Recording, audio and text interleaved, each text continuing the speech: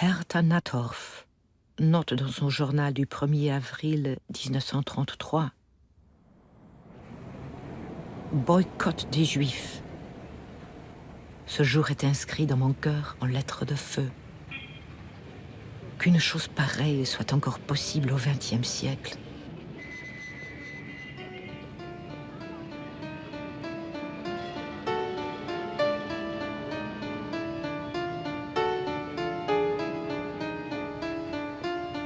Devant tous les commerces juifs, les cabinets d'avocats, les permanences des médecins se tiennent des genoux en uniforme avec des pancartes. N'achetez pas chez les juifs, n'allez pas chez les médecins juifs. Celui qui achète chez le juif est un traître à son peuple. Le juif est l'incarnation du mensonge et de l'escroquerie. La population se laissa berner comme s'il s'agissait d'une explosion spontanée de haine. Je tiens avec mon mari une boutique de gants de luxe à Munich. Nous sommes juifs. Je m'appelle Ida Faniloa.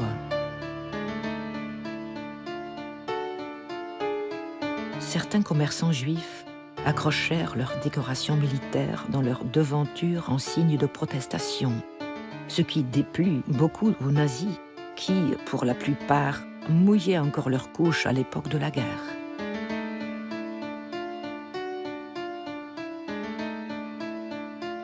Quelqu'un a voulu m'empêcher d'entrer dans une boutique de savon, continue Herta Nattorf. Je l'ai poussé en lui disant « J'achète où il me plaît avec mon argent ».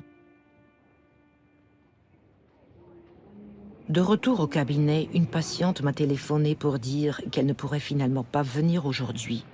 Je lui ai répondu qu'il serait même idéal qu'elle ne vienne plus du tout.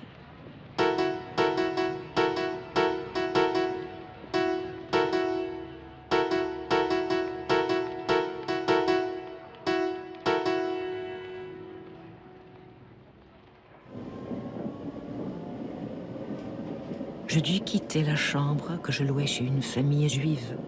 Madame Bittina pleurait. « Je sais que vous êtes forcé de partir, monsieur Royce, me dit-elle. Mais mon Dieu, qu'allons-nous devenir? Mon mari est mort à la guerre. Mes 2 fils, qui travaillaient dans un grand magasin, ont été renvoyés aujourd'hui sans aucune indemnité. » Je partis m'installer chez une famille typiquement allemande. Ils avaient une fille de 14 ans. Elle rentra un jour, très pâle, et raconta « Des filles des jeunesses hitlériennes sont venues aujourd'hui dans la cour du lycée.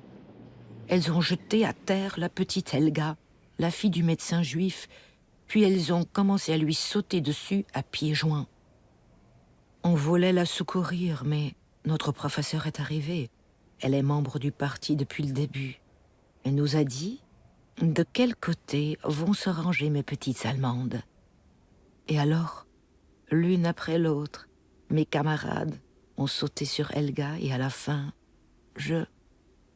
j'ai participé moi aussi, jusqu'à ce qu'elle arrête de pleurer. Et maintenant, elle est morte, alors que tout le monde l'aimait.